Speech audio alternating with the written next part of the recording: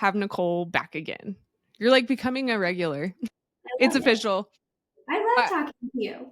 Good, me too. It's like a good excuse for us to get together and shoot the shit, Mhm. outside of voice memos. But I figured it would be great to have you on for sourdough because last year, about this time, you and I started a sourdough journey, if you will. Nicole jumped headfirst in and has mastered the sourdough, in my opinion. And I remember I sat back and I was like, why are we so obsessed with sourdough? And for me, I was like, it gives me something to do with my hands and like get my hands dirty when it's cold outside and give me something to do. So I just figured now would be the perfect time to do it because it seems like now's a good time for baking. People are caring what's inside of their food, which they should. And I needed the master, Babe's Breads, right? Is that what it's called now? Bread. Babes, yeah. Babe's Babe's Bread? Yeah, we're sticking to that. Babes Okay. bread. I already did an email. So Perfect. Because you have since starting this, you've now been doing farmers markets and really just kind of like taking on the sourdough space, in my opinion, because what you have figured out is so good. And I also think maybe the difference in yours and mine is yours is baked with like a lot of love. And mine, I I try to, I just get frustrated. well, also we started it like we both had time to do Hmm. it. But for you, I mean, it was regular daily life. And for me, I was injured. So I Oh, started this starter because I wanted to do it. I was curious about the health benefits. I've been seeing it all over TikTok, and I'm like, I want to get behind making homemade bread that's so hot housewife to me. And I love that. And then also, yeah. I thought I had a gluten intolerance. So I was hearing all the things about, the benefits of sourdough bread. But I tore 3 ligaments in my knee and I was couch ridden for like months. So I had months. So I'm like, this is the perfect time to just like dive in and do it. And it gave me something to look forward to every day. So that's why I think it was different too, because you were juggling regular daily life and I was Hmm. couch ridden. And then that was the only thing I was looking forward to. Yeah. You were like in it and you were troubleshooting things because I got to where if I was having a problem, I'd be like, hey, Nicole, what do you know about this? And for me, I also wanted to try and I wanted to see how my intolerances would do with it and just be able to bake bread for my family. And so that's kind of where I started. Unfortunately, for me and my intolerances, I did not do well with the sourdough. And so I kind of and like I got into just doing a regular loaf because my boys prefer just like a sandwich bread, I guess. And so I named my starter Soraya because I thought that was sexy, sexy Soraya. And she's not looking so hot. So we're going to get into sourdough starter because that is the base. This is where this all starts. This isn't usually just something that you go buy, which you can, but you wanted to start it from like the ground up, start by putting love into it. So if someone is wanting to get started, how do we start a sourdough starter? So it's easy to start the starter. The hardest part is accepting that this is a journey and you have to stay consistent. But starting sourdough, it is like a job. Like you have to show up for it every day if you definitely want to get a good loaf. The starter needs to be healthy, it needs to be established, and it takes time. And it definitely, there's instructions everywhere, but depending on where you live, the atmosphere that you're in, the environment that you're in, the temperature that you live in, the humidity, it all matters when starting your sourdough starter. So to start, it's always half a cup of flour. I use all purpose flour. I know that some people like to use wheat flour or bread flour. I personally find the most use from all purpose flour and the most success with it, and have heard of the most success with all purpose flour. But half a cup of all-purpose flour and half a cup of water, and mixing it until it's like a pancake, thick pancake consistency, Mm-hmm. and leave it for 24 hours. And then we're going to repeat the process on day 2. You don't really need to discard right now. Discarding is mainly for when your starter is growing so much, you have so much excess and you don't know what to do with it, and you only have a limited jar space. Mm-hmm.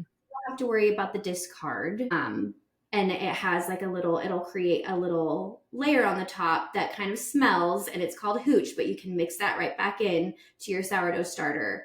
but we're going to feed it day 2, half a cup of flour, half a cup of water, and mix until it's a thick consistency. And you repeat this process every single day until your starter starts to activate, which you'll see little bubbles in the jar.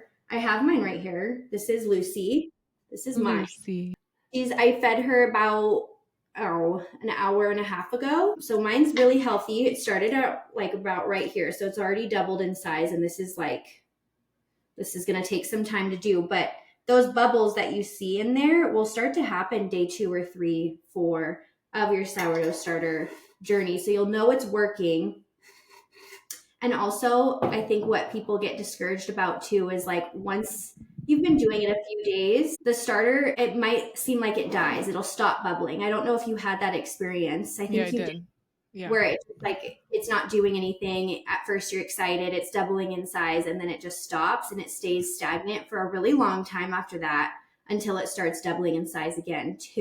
The starter process is the hardest part, in my opinion. People get discouraged really easily, but it's just a matter of keeping yourself showing up and continuing to feed it. Of course, start discarding when there's too much and you just pour some out to however much you want to have. You literally can have this much in there. Just like an inch is all it takes. And pour. I like to do equal parts. I don't really measure now, but in the beginning, probably a good idea, keeping half a cup in there and half a cup of flour and then adding half a cup of water until it gives you that consistency. This starter, it is the success of your bread. When it's weak, your bread is weak. When it's strong, your bread is strong. So I have people message me all the time like, what's wrong? My bread, it's not, it's deflating. It's not coming out. This is how it's coming out. And it looks flat. And it's all because of the starter. It is not something you can throw in the fridge and just feed every other day and expect to get a good loaf of bread. It's just not going to happen. Do you want to see Soraya? Oh my God, is she in the fridge? Did you bring her out? Yeah, I got her out. Let's see what she looks like. I don't know the last time I fed her. The boys are like, I think you need to ask Nicole for some starter. Well, no. I'm embarrassed. No, I literally can't tell you the last time I fed her, Nicole. And that's okay. This is the beauty about sourdough too, because it's so scary and it seems so scientific online, and it drives me crazy because you can leave your starter in the fridge for months. Okay, good. Not take it out and start feeding it again, and it'll pick right back up. I think if I had to guess, I fed her right before my buffalo hunt because I was like, oh, I should feed her. I'm going to be gone a while. And then that was it. But that's okay. And that was it. As if I would never come back. Yeah. So this is her. Look at the hooch on the top though. Is that bad? Well, I mean, as long as it's not, I can't really see it, to be honest. Okay. So it's kind of like a grayish color. Oh, well, in that case, I think that Soraya kind of died because when Soraya's dead? She smells like sourdough though. If you feel comfortable pouring out that gray stuff, you want to keep it going. Now that I look at the top, I'm gonna say that I have to start over. Oh no. So I killed Soraya, so don't do what Brittany did. But this is a good lesson because I really did just kind of which makes me sad. Can I take some of the bottom of her? People are like, I'm never eating at your house again. This would be, in my opinion, this would be a really good experiment too, to get more knowledge, because if you take a spoonful of her. We could do A/B testing. We could do a new one, and then we could do. Right. I mean, and then you can. Soraya. When you put it in the fridge anyways, no matter how healthy your starter, if you put it in the fridge for a few days, you have to pull it out and give it some time to refeed it before you bake again anyways, because it went dormant. It went to sleep, I guess, and you have to wake it back up and reactivate it anyway. So I would do a spoonful and just try and bake and then taste it and see if it even tastes good. I guess you'll know. I feel like you're Cody. Now that I'm invested, because I've kind of just seen her in passing, and the boys literally were like, you need to reach out to Nicole. But there's the top inch doesn't look great. Yeah. So that's pretty funny. But it's been months and months and months. And she was doing okay. Yeah. Soraya and I have been through a lot too. I accidentally baked the bottom of her one time, putting her on the warmer. Is why I dehydrate my starter. That it right there is why. And then also another thing, like if like I've almost cooked mine too. I left it because when I was establishing my starter, it took me 3 months. I don't know if you remember. It was like 3.5 months before I even made a loaf, and it still didn't turn out great. It was Yeah. okay. But in order to speed up the process, keeping it inside the oven with the light on, not the oven on, but inside the oven with the light on, it helps create that warm humidity that it loves, and it Yeah. starts to grow, and it accelerates the process, I guess. But don't forget it's in there, and turn your I oven did. on. And it's scary because it I will preheated my oven and was like, shit. you only need the beauty about it is you only need, like, if that were to happen, you spilt it or something, Yeah. you just need to scoop up what you can, and it'll grow I again. was glad because they were giving me, Cody and Coop and Ribs were giving me so much crap about it. And I was like, no. Nicole said, you're like my sourdough Bible. I'm always like, no, Nicole said I can scoop out a little. And this is where that came from, was my little scoop. And Yeah. she did well until I killed her. But I think that is important, is like kind of troubleshooting the sourdough too, because you and I, like I said, went through troubleshooting that. And so one thing that I've seen a lot of people ask is like, what if my sourdough's not doubling? And I think we experienced where we started it in the winter and we are in those colder states of Utah and Montana. We were thinking, well, I'm sure you noticed this just based off of now you feeding in the summer versus winter, the I temperature. I personally haven't noticed a difference. I was paying attention to this. I mean, if it was warmer, I Mm-hmm. mean, it grows faster for sure. It'll double in size faster, but the temperature of my house stays kind of steady throughout the year anyways, because in the summer the AC is pumping. So it's still kind of cold. But my mother-in-law did start. She lives in California, and she did decide to start her own starter, and I've been kind of following along with her journey, and it seems that it's taking her just as long to like truly establish it. Like I see all over the internet starter in like 7 days. I don't believe that, to be quite honest with you, unless you're buying someone's dehydrated starter and starting a starter that way. It will happen in a couple days. But if you're doing it on your own, no matter where you are in the world, it takes time. It takes love, because it's supposed to last forever. Like, I'm hoping to give this to my kids when they have their own homes one day, to gift Yeah. them. Like it's supposed to last forever. So it is, you know, a process Right. wherever you live. Well, and if you think about it too, like, isn't that why sourdough's what it is, sourdough, and good for the gut and better, is because it is fermented, and fermentation takes time. Yeah, and it ferments in your environment with the bacteria that is in your home. That's why it is so tailored to you and your gut health as well. That's interesting. I haven't even thought of that. Yeah, it's that, it collects the bacteria from the atmosphere, and Hmm. what's so healthy about the yeast, is that it's like your natural environment. You know, I have not yeah, thought that. My like health and wellness brain is just like going off right now on that.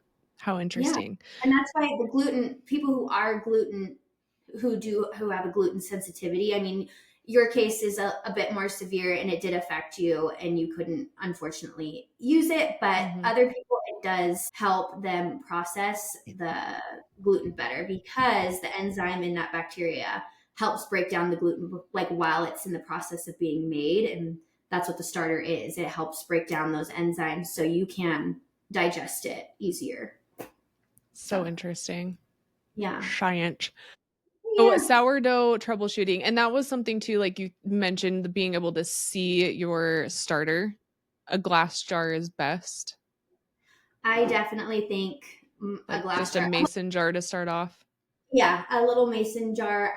I outgrow that. I usually have a lemonade pitcher from the dollar store, because this is usually so out of control because I'm Mm. baking so much. But I kind of took a break because I was getting a little burnt out, and back to school and stuff like that. So Hmm. I did put it back into a jar. But I like these because it captures the moisture, Okay. like, well. And you don't want to start out with too big of a jar either. You want a nice compact size, so it creates that humidity inside. And do you think that it needs to have a lid or be covered? I do. Okay. at first doing a paper towel with a rubber band. But I really prefer a lid. Whoops, not tight, but like on there. Okay, just sat on there. The moisture stays in, because with the paper towel I found it was coming out of the little micro holes of the paper towel. I mean, it's not solid. And also, what also helps is those, when I bake, I don't have any right now, I ran out, but on Amazon I bought like a package of 100 plastic shower caps, and it was like $5, and I like those to just like plop over. Smart. Jar. Yeah. Okay. And I have heard like rumors, you're saying, and that's like the biggest thing that we've found in this process. And I'm sure anyone finds in like gardening or whatever it is you take on, but there's so much information out there. I was feeling overwhelmed with it. And I saw that there was like, don't use metal to stir in your starter. Do you think people need to be that picky?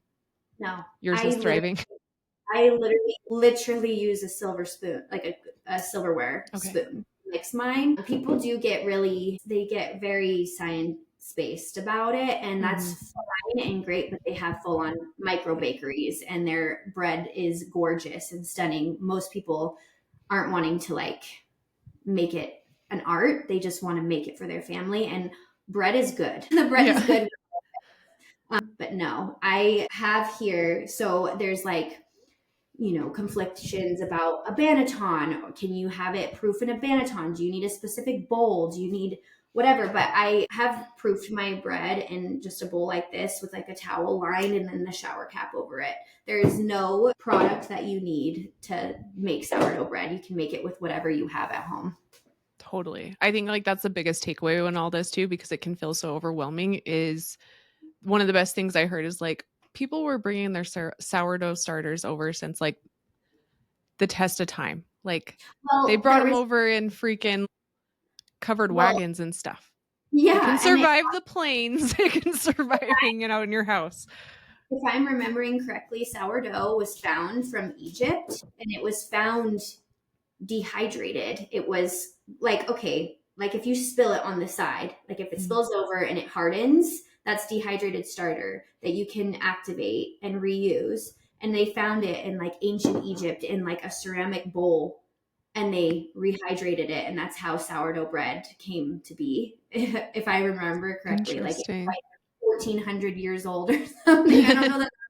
Don't quote me on that, but me and David looked it up once, and it was a crazy story of it being just like stagnant and dehydrated forever. So it is foolproof, and it is definitely overcomplicated and the market sees an opportunity to sell you something, and those whole bread kits online, you don't need any of that. Right.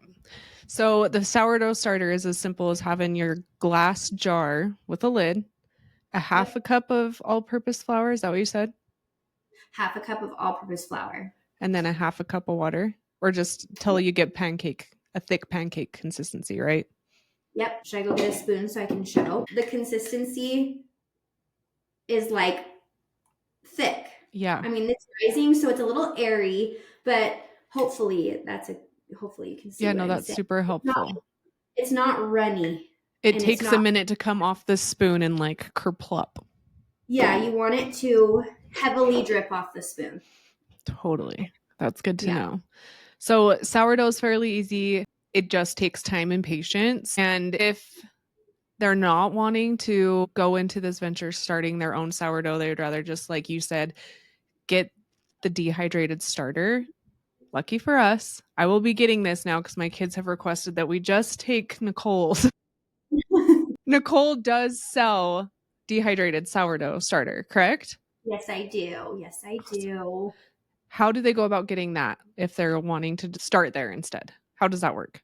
I don't have a website or anything, so you can directly email me at babesbread@yahoo.com and type in the title. I'll do a $5 off coupon for anybody that gets it from this video specifically.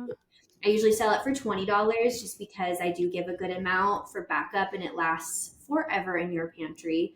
But if you listen to this episode, $15 is totally good, and you can just email me and write in the title, The Reckoning dehydrated starter, if you are interested in buying some starter. Awesome. Thanks, Nicole. That's sweet of you. So babesbread@yahoo.com. I'll put it in the description. Yeah. Or Do I keep message saying that wrong? what Babe's Bread is. No, Babe's Okay. Bread is, and then on Instagram, if you want to message, DM me on Instagram too. Okay. That works as well. And then you get that, and I'm assuming it comes with instructions to just rehydrate it. Yes, and I can walk you through the whole process. I have time, so I can help you troubleshoot as well, because I have people get the dehydrated starter and I'll give them the recipe and they're still like, what? So I'll send pictures and do it day by day. I have that in my phone. This is what it should look like day 2. Oh, awesome. How long does that usually take to come to, like, what would you call that? You could probably bake. Is that what you're asking? Yeah. About 5 to 7 days after rehydrating. Oh, awesome. It grows out of control. And it's a pretty easy process. You just have to, again, do it. Stick to it. Now that you've got your starter good to go, you've either done it yourself, you've got Nicole's, you're now 5 to 7 days in, you're feeling good about it, it's bubbling, you're ready to bake. How do you know that it's ready to go? Because this was something I struggled with. Like, it's looking good, but can I actually bake with it now at this point? So you'll know, again, like, it is really, do you see the bubbles? Yeah, they're like big air pockets. Yeah, and then throughout the jar, I'm going to try but there's air pockets all throughout the jar. This is, again, only like 2 hours since I fed it. But it's going to be really bubbly on the inside and at the top. And that's a really good indication that it's ready for you to bake. And it's doubling in size consistently. Okay. Like every time you're feeding it, it's doubling. Yeah. Is there anything, I know at one point I did like a floating test. Mm-hmm. Do you think that's a good place to start when you're like your first time coming out of a starter to bake? Yes, I do like the float test. That's how I checked as well. I like to use warm water, not hot and not room temperature. I like to use warm water to bake with as well. So if you're wanting to check to see if your starter is ready, you can fill up a little bowl with warm water and then put like a spoonful in, and it'll just float at the top. After spending months on the mountain, hunting, soaking up all that natural sunlight, the days are now getting shorter and colder. I don't even have to tell you this. I personally have experienced that this time of year affects my vitamin D levels to be low, which impacts things like my mood and energy levels, just to name 2 things. I'm preparing to keep my vitamin D levels where they should be with the help of Mountain Op's Vitamin D3 plus K2 gummies. These are delicious strawberry gummies that are a convenient way to help you get more vitamin D intake every day.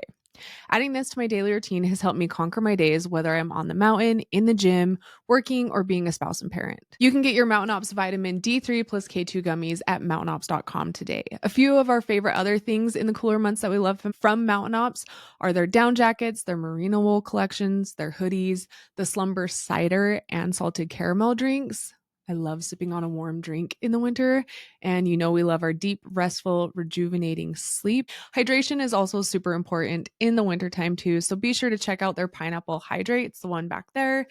This is their new flavor and it seriously tastes like a Dole Whip. My kids love this hydrate. And because I just looked back there and I realized what else I have back there, Ignite. Need I say more? Energy and focus. To shop our favorites and help donate a meal to a child in need, go to mountainops.com and use our code BRITT, that's BRITT, for 20% off.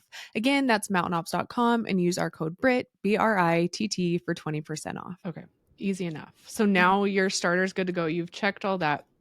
It's bubbling, it's doubling, it's floating, all the things. Now you're like in it. What is your suggestion for starting baking? Because I feel as if, I guess gearing up to this question is, in my head, I look at someone's recipe and I'm like, it's going to take X amount of hours. So are you going to tell us don't start this adventure at like right before bed? Do not start it at like 6 p.m. I pick myself every time I start it at like 4 even. I'm like, oh, geez. But that's just me being tired by 9 because if I started at 4, I'm usually having to stay up till about 11 to do the stretch and folds and everything like that. So if you are going to start it, I would make sure that you do give yourself a good 6 to 8 hours of no plans and you don't plan on going to sleep those hours as well, just to keep an eye on it. Right. Yeah. Because when you're first learning too, you don't really, the stretch and fold process. That's like the next journey you embark on, is getting to know your dough and how it rises and the time it takes to proof. Everybody is different. So you want to make sure you have time. Yeah. You're like in a relationship now with this sourdough. That's why you got Yeah. to name it. Yeah. Yes. Lucy and I are like this. I know BFFs. her and I know how she acts. Don't act up, Lucy. Don't act up. She was being really temperamental and I was getting really overwhelmed. So I've never thrown it in the fridge. And she went to time out in the fridge for about 3 weeks. Lucy was in her luteal phase. Yeah. She came back. She was rested and ready. She poofed right She back. was better. Yeah. I'm like, okay, Even our sourdough needs a little breather. like we both needed time apart. So I know that you do have a video or two on your TikTok Yes. of walking through the process too. So if anyone wants to go watch this part of it, I'll link Nicole's video in the show notes so that you can see that, because I know sometimes the visual is helpful, but I do find that it is really fun when it comes to a recipe. When you get to this process, you can come back and refer to this at any time and kind of have Nicole there guiding you as if you're on a phone call with her to like go through the recipe. And she's kind enough that she's going to walk us through the recipe of Nicole's sourdough. And I know you like really went on a journey as far as like figuring out what worked for you based off like sugar, honey, oil, all this stuff. Mm-hmm. And so it is nice having someone that's kind of already figured all that out. So you're going to walk us through the process of the recipe. Okay. How, like, dumb it down, baby steps. Okay. You and me, sis, like, this is basically, I'm going to be referring to this again after I start this journey again, because it's been a hot minute. Yes. And I hope I can make it, because I can ramble. So hopefully I can simplify it and make it very clear. So we're going to start by, first of all, going back to the necessities of sourdough and what you do need. And I lied. You also need a kitchen scale. So Okay. A kitchen scale is going to be your best friend when making sourdough, because all the recipes are not helpful, and you'll just get kind of caught in a trap, because every time you use a measuring cup, the weight is different, the flour's packed different, the water, it's just different. Mm-hmm. So a kitchen scale and being able to do exact measurements is going to be your best friend. So when your starter is ready to go and it's floating, you're going to do 150 grams of sourdough starter per. And I will put the recipe below too, just so everyone knows. Yeah. So it's wrote out for you. Yeah, and I wrote it out in depth, in detail. Perfect.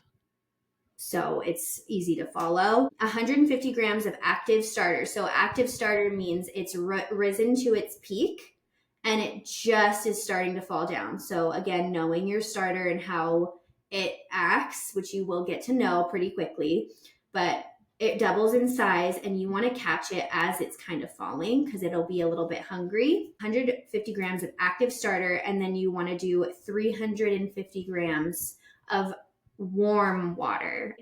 Do warm water, because I feel it grows while it's proofing. So the warm water helps activate it, so you're not sitting there for 10 to 12 hours trying to get your proof. I feel it speeds up the process quite a bit, because my house is very cold. So 150 grams of active starter and 350 grams of warm water. And then you mix those two until it's milky looking and bubbly. You want to mix that with your dough mixer until it looks like carbonated milk, and it all disappears and it's thin. So once you have that milky liquid, you're going to pour in your flour. So you get your scale again, zero out your scale, put the bowl of the milky liquid on top of your scale, and you're going to put in 500 grams of flour. And you're going to mix that all up, and then you're going to put the salt. So it's 10 grams of salt, but you want to make sure that your starter and the dough are mixed together before you pour in your salt. I'm not sure exactly why, but I have noticed a difference in that process. There's people that pour the salt in with the milky liquid, but apparently the starter and the salt don't get along very well. So that barrier of the flour helps. So flour and then 10 grams of salt. And then you're going to mix that into a messy looking dough. It doesn't need to look like a perfect dough ball. This is your shaggy dough. You just want to get all the flour incorporated where it's like sticky and it'll look shaggy.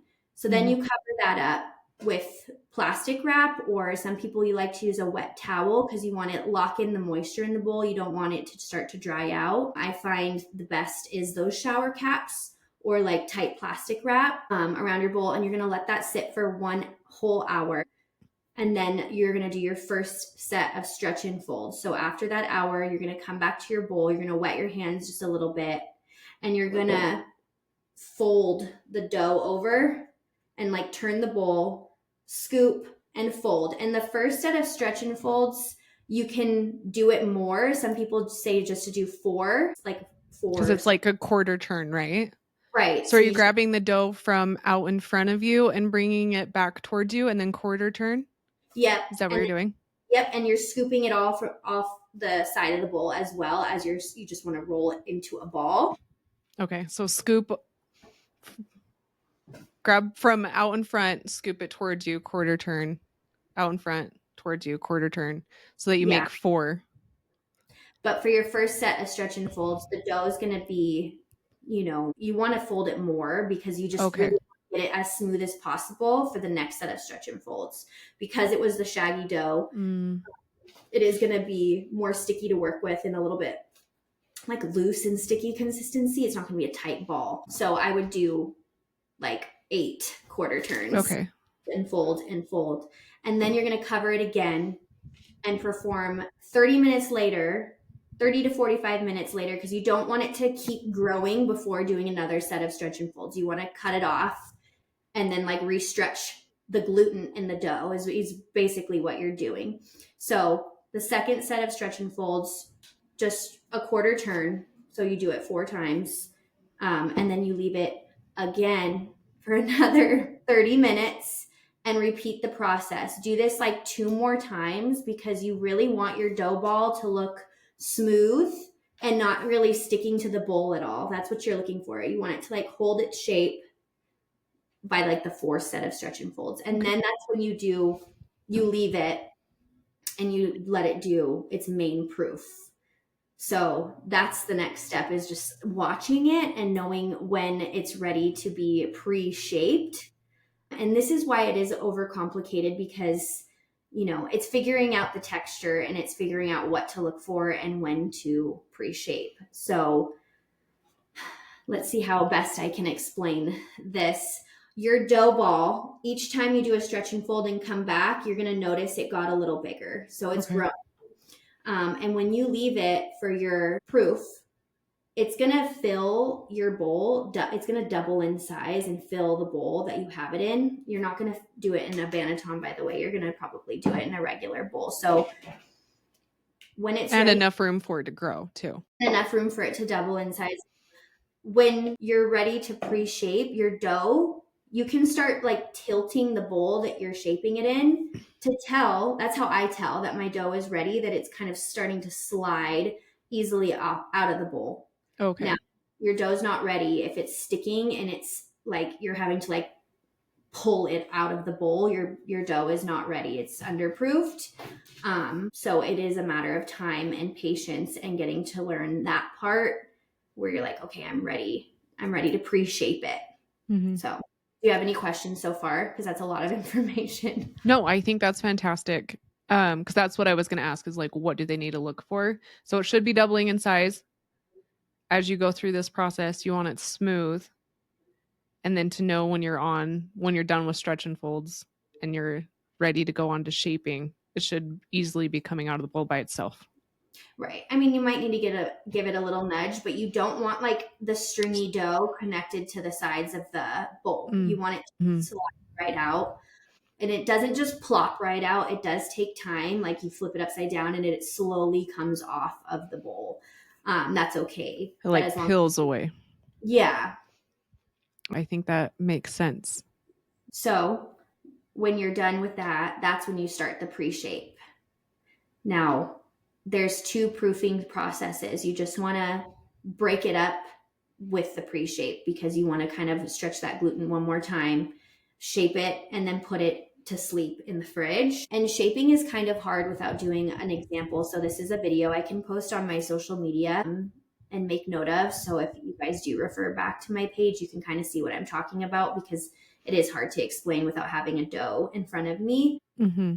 But you are going to pre-shape your dough and then put it into a banneton, flour the bottom, put it into the banneton, and you're going to cover this again with, some people use a wet towel. I love plastic wrap, the ones for the hairnet plastic wraps, because it suctions to the bowl and it keeps that moisture in. And then you put it in the fridge for another you could leave it up there for anywhere between 6 to 24 hours. You can leave your dough in the fridge to cold proof.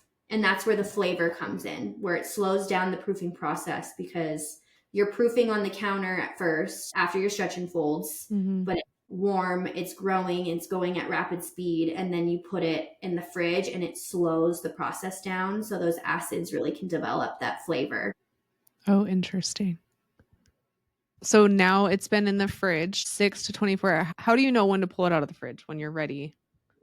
I mean, honestly, some people skip this step. This is purely based, again, on getting to know your dough and like trying and experimenting and just playing with it. Like, you can bake it. At first, I didn't even know about cold proofing. I would just leave it on the counter overnight, and the dough would literally bubble at the top, which is overproofing and not good. But I still made my bread with it, and it was still delicious. So the cold proof is like, you can leave it in there 4 hours and then bake it when you're ready if you really wanted to. But I just personally leave it in overnight and then bake first thing in the morning. And that's just the way I do it. But again, that's the technical way to do it. But again, you can do it any way you want, and your bread's going to be delicious no matter what, as long as you have a healthy starter. Yeah. Great tip. Okay, so now you're like, I'm feeling good about my bread that's proofed in the fridge. What's the next step? So the next step is baking. I preheat my oven to 450 degrees. I have a Dutch oven as well. Just for simply, you don't need to have a Dutch oven. I've seen people make bread loaves in the loaf pans, but to be technical, a Dutch oven, and you put that in the oven as your oven is preheating to 450 degrees, and then I leave it in there even after it's hit 450 degrees for about 30 to 45 minutes to really get that Dutch oven hot. And then when I'm ready to score my bread, I pull it out of the fridge. So right before baking, you don't want to pull out the bread because it'll keep growing and fermenting. So you pull it out straight from the fridge, and then flour your parchment paper and flour your bread, and that's when you're going to score it. So scoring it allows the bread to breathe. If you don't score your bread, it grows like abscess because there's no air, so it just like starts to grow like deformities. And you want it to cook evenly throughout the bread as well. So scoring it, people do all those pretty designs, and it's not just to be pretty, it's for a purpose. You can be pretty about it, but doing one big line down the middle is plenty. So you're going to score your bread. Okay, wait, question. Yes. You pull it out of the fridge and it's in that little basket thingy. Right. And you said flour the parchment paper and the Right. bread. Are you flipping your bread then onto the parchment paper before you score it? Yeah. So, okay. Well, I guess you don't really need to flour your parchment paper either. I've seen people put their parchment paper on top of their banneton and then just like flip it, because you want to flip it upside down onto the parchment paper. But we are taking that out of the banneton. Yes. Okay. So before we score. Yes. Okay. So you flip it onto the parchment paper. You flour the top of it. You put a nice layer of flour on top of your bread, and then you score the bread. Yep.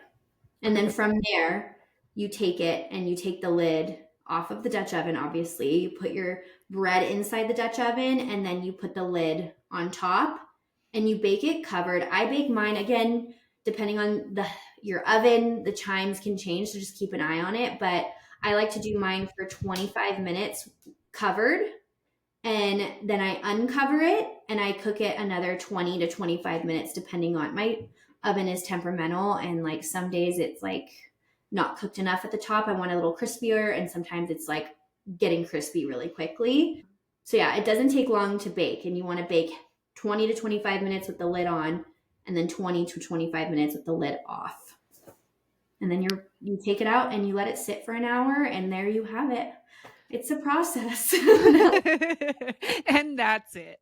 And that's it. That's all. When you let it sit, are you leaving it in the Dutch oven, or are you pulling it out and putting it on a cooling rack or just on your Yeah. counter? Yes, I put mine just directly on my counter, but whatever. You just want to get it out of the heat and onto a colder surface for it to cool down, because you don't want it to get burnt on the bottom.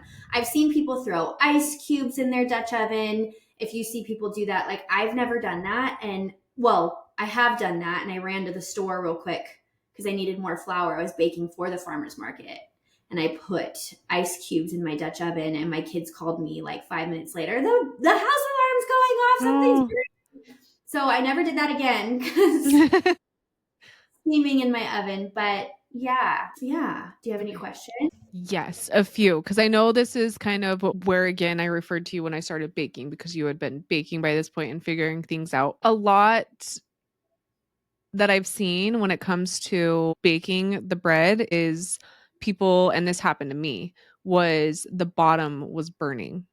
Yeah. Do you have tips for that? Because it would be like my bottom, it wasn't even necessarily burnt. It was just, it would cook a lot quicker. And so it seemed like I had a thicker crust on the bottom, and then the top wasn't. Like, it just wasn't cooking evenly, if you will. Right. Okay. So how long were you cooking it covered? Oh, good question. I don't know. Okay. So that would be my first question. And then the second thing is that's typical. That happens a lot because the bottom, because it's already preheated, and so is the Dutch oven. Hence why people put the ice cubes in it. It gets that steam. Really, it's mainly for the bubbling on the top, but to kind of keep it cooler on the bottom. But I have found when that happens to put an aluminum like baking sheet, a metal baking sheet, or a cast iron underneath your bread. You have it on the middle rack. I would put if you're not cooking it on the middle rack, just put it on the middle rack. And then on a rack underneath, lay a baking sheet, aluminum baking sheet, or like a cast iron skillet to help break up that heat. Yes. And that's what you did have me do, and that helped a lot. That was like, I think that was my problem, was dispersing the heat evenly. Right. And then I think you ended up also having me put another layer of parchment paper inside my Dutch oven. So between the extra layer of parchment paper and then the pan, that made for an even bake. Yeah, that's a good idea. I know that's something that a lot of people had said they were having problems with. What if your bread is too dense? Is this a starter situation? Most definitely. Pretty much, if your bread's not turning out, it's pretty much your starter. Like, people will ask me all the time, like, what am I doing wrong? Like, I proofed it. Am I not proofing it long enough? Am I underproofing it? Am I overproofing it? Like, really though, I want to see your starter, and I want to know how consistent you've been at feeding it. Like, you can't just, I'm telling you, you have to be on for good bread. You have to feed your starter every single day. You can't be like one day on, one day off. So all the bread issues I do see, it goes back to the starter. The overproofing, in my opinion, it still will hold its shape because I didn't know I was overproofing my bread. I thought I was doing it right, and I told you I was leaving it on my counter. I was doing all my stretch and folds, and then I wasn't shaping it. I was just leaving it in the bowl overnight, and then I was baking it the next day, and my husband, it turned out beautiful. David loved the bread. Like, I thought I was traditionally making sourdough, which I was, but it's not. I mean, underproofing and overproofing have everything to do with the inside of the dough. But so what does overproof look like if someone's like, did I overproof? Overproof, it'll like be bubbling over, basically, like doming. The top. Okay. Yeah, it'll just become like growing out of the top, and then and sticky too, isn't it? Super sticky. I feel underproofing it is very overproofing. No, you can sprinkle flour on your surface to shape it, and flour on your hands, and it'll do exactly what it needs to do. But it'll just like be kind of stringy when you're dumping it out of the bowl. It'll be really stringy and really big, like it just overgrew. Underproofing, I haven't what I've noticed with underproofing is that it is extremely sticky. It's very hard to shape. And when people come and ask, why isn't it holding its shape? That's a starter issue, in my opinion. Okay. That's from my experience. That's what I've seen. It's always a starter issue.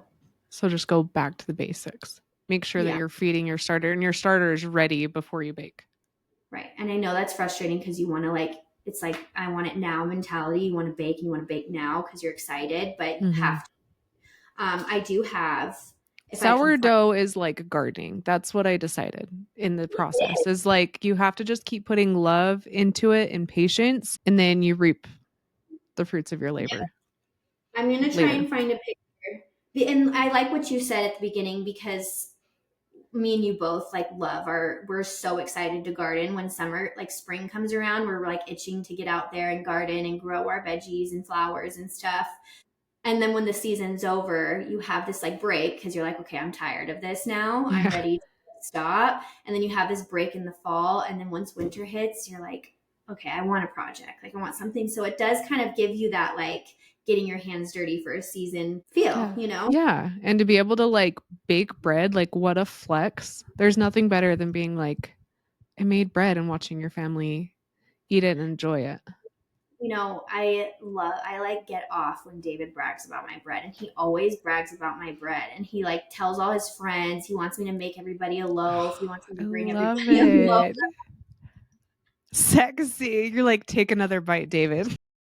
And he actually got stuck in Seattle. He was flying home from a work trip and he got stuck in Seattle. And he had like 8 hours to burn between flights. So he went to Pike Place Market or something. And I think Mm-hmm. that there's a boudin there, boudin bread or boudin, whatever you call it, the sourdough bread from San Francisco. Mm-hmm. He went and he's like, this is nothing on your bread. I was like, those are words that going straight to my heart. Uh-huh. You're like, you need to get back here, mister. That's amazing. What a compliment, Nicole.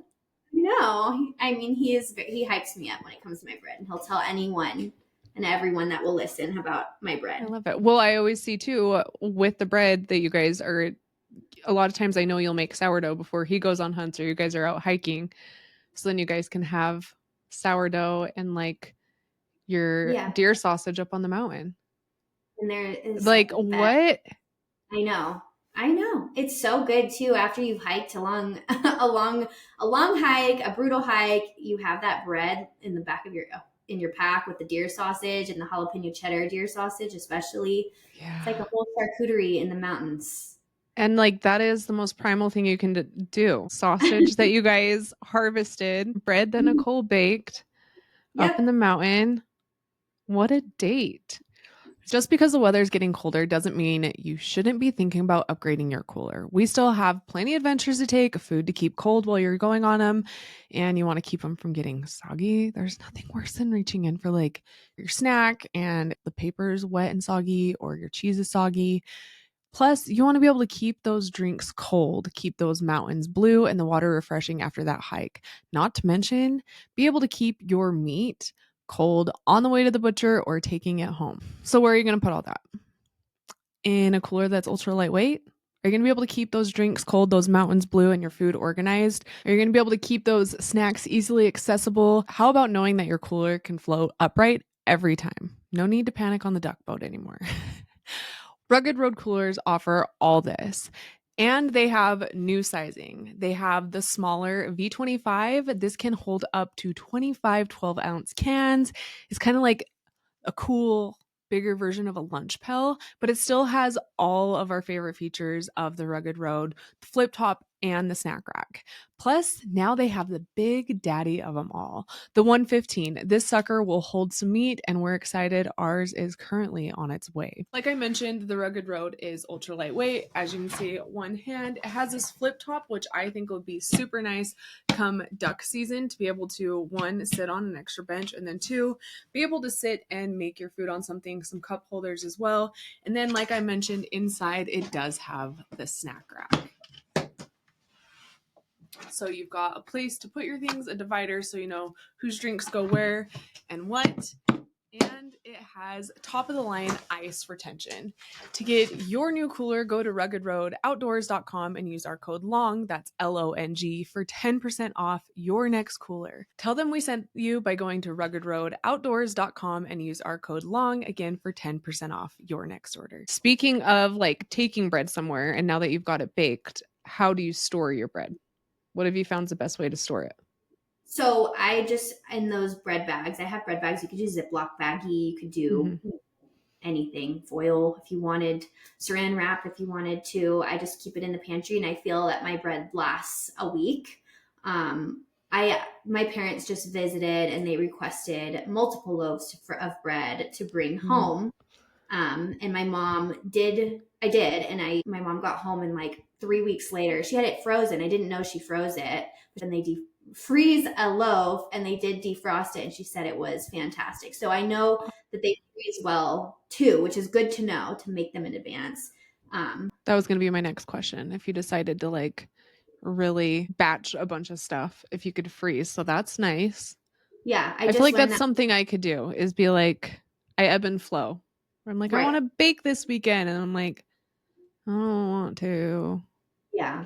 See, it's therapeutic. For me, it's like, it is an act of love for my family. I do it because I love my family. My kids all love it. Like, I'll make one loaf and I'll leave it on the counter to down, and I'll come back and it's ripped into from the top, which drives me crazy. But I can't, because they're so excited to eat it. They just all start ripping at it. Yeah. But I can no longer make just one because it flies in this house. It just goes.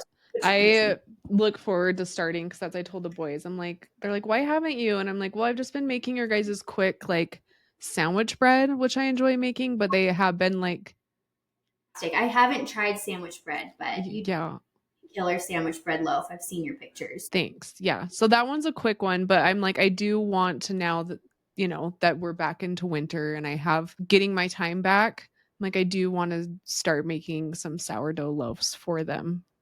Just because I know they like, Cody enjoys it, but the kids like it with like a grilled cheese or like making like French toast out of it, kind of a thing. For them, it's like more of a specialty versus everyday thing. Yeah. I am really excited too for my future with bread, because there's a local cafe that's being built. It's in the process right now of opening, and I'm going to be in charge of the bread bowls for this cafe, which is really exciting. Yeah. I'm meeting with her sometime this week or next week to do like testers of like croutons and bread bowls, which I haven't done. I did make croutons, and Cody was like A+. Okay, so good to know, because Presley will eat croutons like they're chips. That's what they do. They'll just grab in the pantry, and all my boys.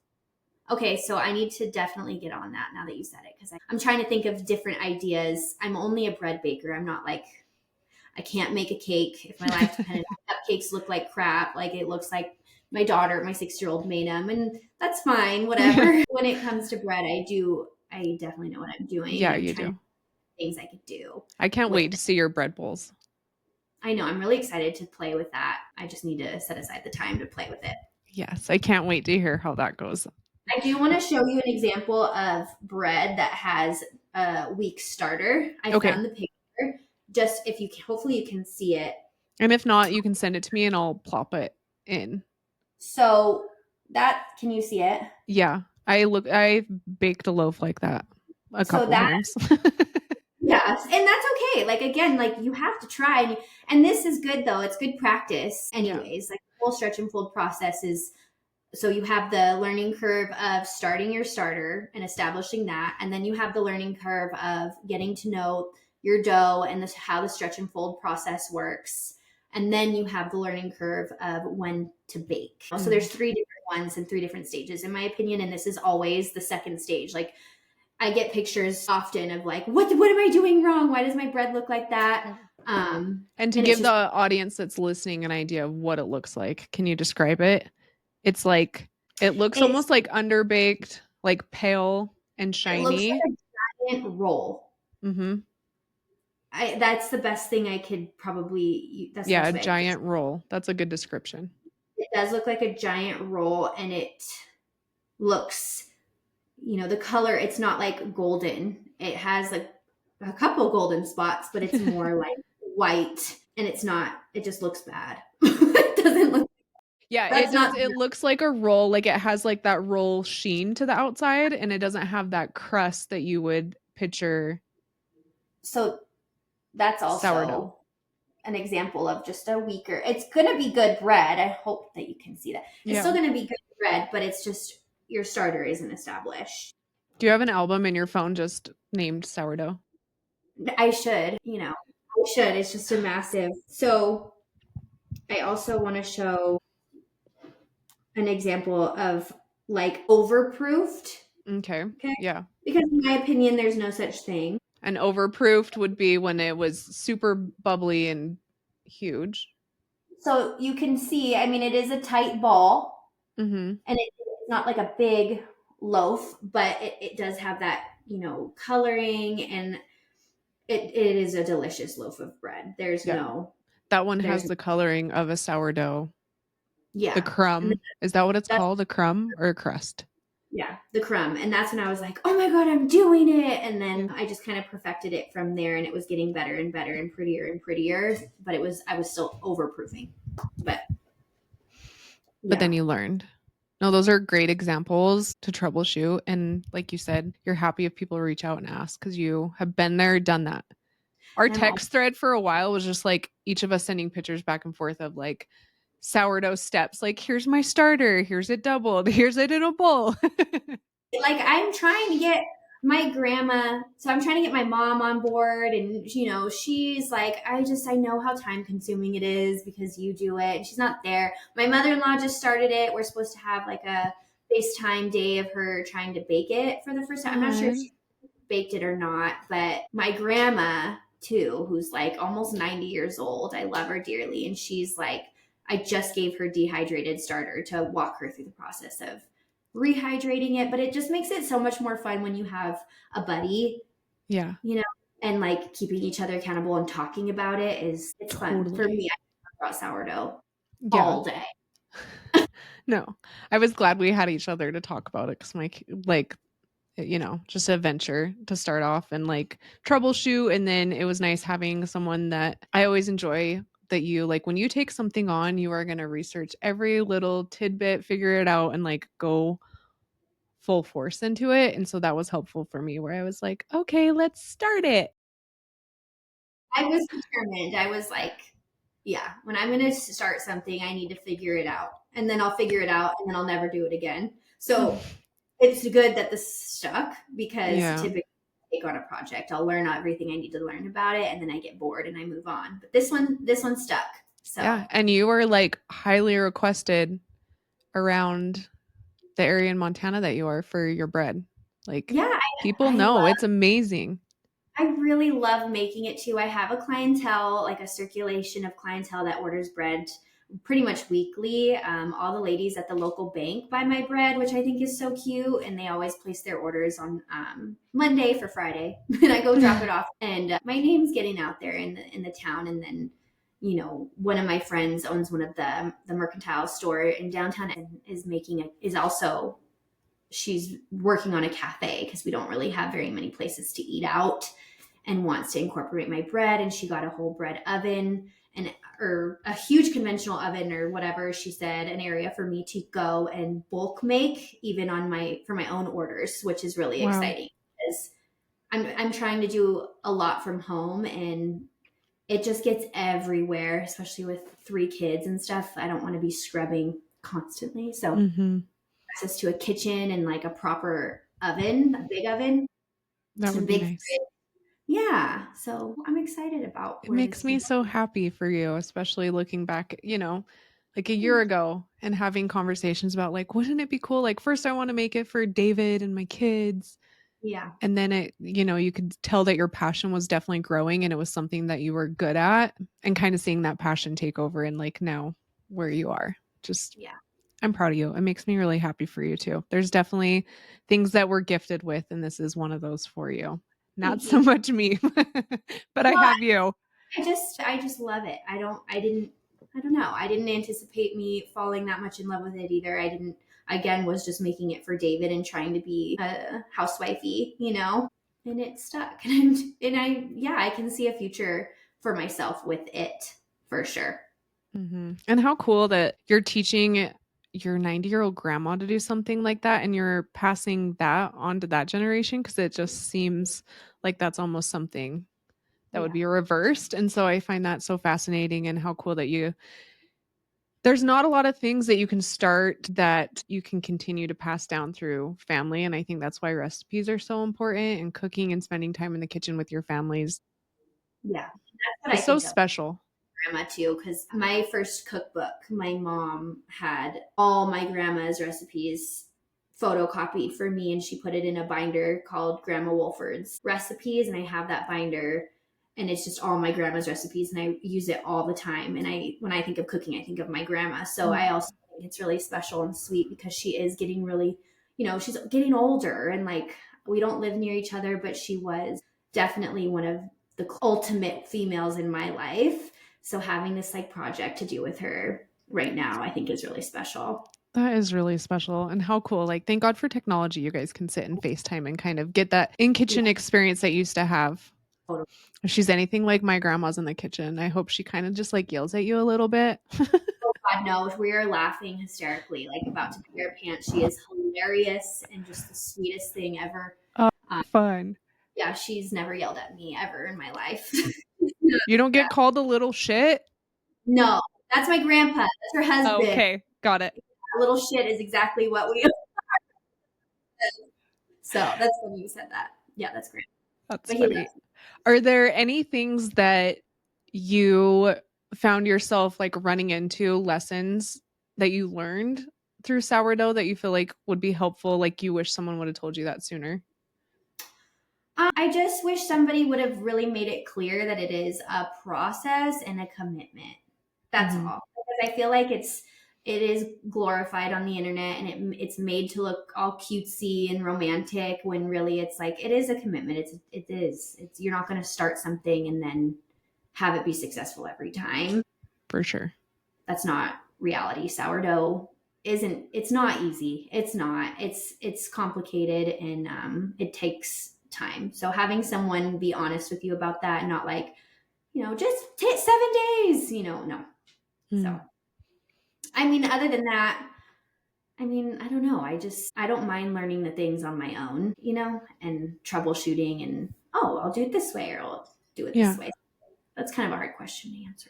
I know. Sorry. That one was like on the spot a little bit. I'm trying to think like, is there anything that besides that, like it takes time and you don't need to suck in yourself into all the sourdough bowls and this and that. You could just use what you have on hand or the two things, I think. Yeah. Can you remind us again what things you like to have on hand? Do you use all-purpose flour throughout the whole process or do you use bread flour when you start to bake? I do. I know people have used bread flour and are successful with that, but I've never tried it, so I can't say anything on bread flour. I love all-purpose flour. I purchased bread flour to start my starter, and I felt like it wasn't doing anything, so I switched over to all-purpose flour and felt like it started growing from there. But I think, again, it doesn't really matter. It was just the time. But I bake and use all-purpose flour across the board. Okay, that's good to know. And what few tools do you remind us what few tools you use? So I feel like the main things would be a mason jar for your starter that has a lid. If you are going to buy something, if you are asking, I do feel like the plastic shower caps are definitely a good thing to have. They're just easy to cover your dough when it's proofing in the fridge and it doesn't dry out. I found that those worked better than a wet towel. At least having one banneton eventually would be nice. The dough whisk, which you can just use your hands, but with that milky, like stirring the starter with the water, I like to use the whisk. Okay. You can use your hands, and then a bread square. And then one more, a bread square, and then any basic kitchen scale. Okay. Yeah, the kitchen scale, like if you have to get something, it's the kitchen scale. The kitchen scale. Because you have to be able to measure. Right. The kitchen scale and the bread score, I feel like, are the two main things to have. Yeah. I found a package of like razor blades. Perfect. And I was like, this is new. That's all it is. I mean, that's all it is. Yeah. I mean, You know, it's definitely safer, but it's it literally, that's all it is. It's just a bread, it's just a Mhm. razor. And then I have it in here because I will scratch my, I will. So Mhm. I have it in this little device so I Yeah. don't hurt Well, and myself. those are all like great little things that you can slowly build up to, which I know you did. You know you did too. Yeah, totally. Those are great suggestions, and all you can kind of send me what you suggest and I'll make sure to link that too, so if they want to know anything specifically you use. I know we mentioned that you guys will take your bread up on the mountain with you guys and you'll enjoy it while you're hiking. What are your favorite ways to eat your sourdough? Do you have like us, like my boys love like a grilled cheese with a sourdough, but it sounds like you guys just eat it They'll eat it plain. without anything on it. Like, I'll, do you want butter? You want some butter? No, everybody likes it plain. David likes it plain. I'll take, I haven't made him any for work, which I should probably start doing again because I usually would send him with like a big chunk for work to snack on. Mm, But plain, they like it plain. I like it personally. I have my spaghetti recipe, I love. mhm. I like my sourdough with like toasted with the butter with my spaghetti so plain. Yeah. It's not, in my opinion, the best sandwich bread. Yeah, I think that's what I was doing wrong and why I started making sandwich bread. Yeah, it's Because really Rivers is like, I don't like this for a PB&J. no, no, no, no. I've seen people do like them in the loaf pan, like I told you. If you don't Oh, have a done, uh-huh. do a loaf pan and do it that way, but it still is kind of like dense and Yeah. how you cook it. So I just, yeah, on the And side. then on the side, some Italian chicken would be delish. Um, from here, is this the same recipe you use when you start playing with inclusions? And inclusions are adding things inside of your sourdough. So that's when you start adding like cheddar, jalapeno, and things like that, right? Yes, I love a bread with inclusions. It's just time constraint. Extra. It's just extra stuff. It's already a process. Hmm. But the inclusions were a big hit when I was at the farmer's market. Everybody loved the jalapeno cheddar one, but it is the same. It is the exact same recipe. All that you do differently is fold them in when you're pre-shaping. Okay. Yeah. Before you're putting pre-shaping and then you put it in the fridge. Yeah. And there's a specific way to sprinkle them on there, but Yeah. that's a video I can That's a definitely. whole other. Nicole Yeah. can share a video on that maybe one day, or you could ask her. I I should do did, that. you know what I did successfully do that I actually enjoy doing, and I know you don't like doing it, which is funny. Just the like the contrast between the two of us is I and my family, they enjoyed my sourdough bagels above my bread. Which is so funny because I hated the bagels. Yeah, and you hated them. You guys loved bagels. Yeah, I made Cody cheddar jalapeno bagels for like breakfast sandwiches for camping, and then I did the boys blueberry bagels. Well, they kind of turned into blueberry blobs, but like same difference, whatever. The cheddar jalapeno one stayed separated, but trying to mix in the berries was messy, so I just kind of Yeah. made it into like a roll. Yeah. I just, the bagels are bagels. It's just, again, the same premise, the same ingredients basically as the bread, but you're doing it a different technique. Hmm. My bagels never turned out because I don't have a stand mixer. I don't have a mixer at Oh, all. me either. Oh, really? Yeah, because you have to knead it for like 10 minutes. And I was like, I don't know what I'm getting. Every time I sit and knead bread for 10 minutes, I don't know what this says about me, but I thoroughly enjoy just like Yeah. for And 10 I don't. minutes. I'm like, oh my God, I'm not doing it. It was just, it made my hands itchy. So I haven't been successful with the bagels. I feel like Yeah, it would be much better if I had a mixer right. because you do have to knead it for Yeah. so long. So But I mentioned all, if you want to knead it, go for it. yeah. I mean, it would be much easier. I just don't want one more thing. But I mentioned that because, like you were saying, that's a great base for everything. And then there's so many options when it comes to using your sourdough Right. in the way that works for you and your family. You can adapt it that way. Yep. I've made bread hamburger buns, which were really good. Ooh, yum. They kind of turned out looking like the loaf with the weak starter when I made them, but they were so good. Ooh, I'll They were, bet. yeah, there is a whole broad, yeah, you Yeah, can make you a lot. can go down a rabbit hole, all the things to make with your sourdough. Is there anything else that you feel like the audience needs to know about sourdough that we missed? I feel like you gave us such an in depth tutorial and troubleshooting. This is like the episode I wish we would have had to start. I know. Well, I hope it made sense. I don't think I don't think I'm leaving anything out. Again, like you can explain it till you're blue in the face, Right. but it takes time. You're not going to get it listening to this one time. You're going to refer No. to it like 100 times. Mm-hmm.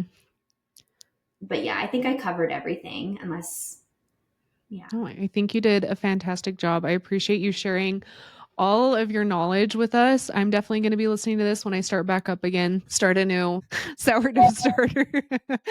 And yeah, I will put again the recipe in the description so that you can actually have that to save to your guys's phones. And then you can come back through and I'll have timestamps on things. So when, if you know, you come back to this a second time, you're ready to start baking it, you can go to the recipe section and actually listen to Nicole walk you through. You can pause it as you need. Yeah, and just kind of have everything there for you guys. Again, if you want to get your sourdough starter, what is it called? Your dehydrated sourdough starter from Yes. Nicole, you can email her. What's your email again? And I'll put that in the show notes. babesbread@yahoo.com. Okay. Or you can find me on Instagram. I'm sure Brittany will link it and then Yes. totally message me on there. Yes, I will link all that there. So hopefully everyone can start baking this winter. And if you guys do bake her recipe, please be sure to tag her on Instagram as well. Tag us so we can see it and share it and root you along, even if it's your first bake, because if you guys could have seen our first loaves, we were still proud though. Yeah, well, yeah. I mean, you should be proud. It is a it is a huge commitment, so you should It be proud. is. It's like when you get your first little baby tomato on and you're like, oh my gosh. Yeah, Like, I literally. I'm a gardener now. Now you're a baker. Yeah, we had to take a family trip to. Well, we didn't have to, but we took a family trip. I don't know if you remember, to Disneyland that we had planned before I started my sourdough starter. And I had my babysitter. I'm like, hey, I'll pay you a little extra if you come over and feed my starter. Well, because like right there, it was getting to the point where I could bake. I'm like, come over and babysit my starter, please. Yeah. So, I took ours camping with us so I could feed it. I was like, Nicole, does she need her own little seat? Like, what? You gotta keep her on the road. If you gotta feed it, you gotta feed it. I know. Because the same, we were like at that cusp of almost getting to bake with it. I'm like, I haven't made it this far. To just put it in the fridge. Yeah. And now here we are. But now you know what. Now I get to start fresh. All this that I learned today. So I appreciate you coming on, Nicole. I look forward to having you back. We'll have to catch up and see how those bread bowls go and what you have coming in the future. Thank you for having. Thank you. Thanks for coming on. You did fantastic.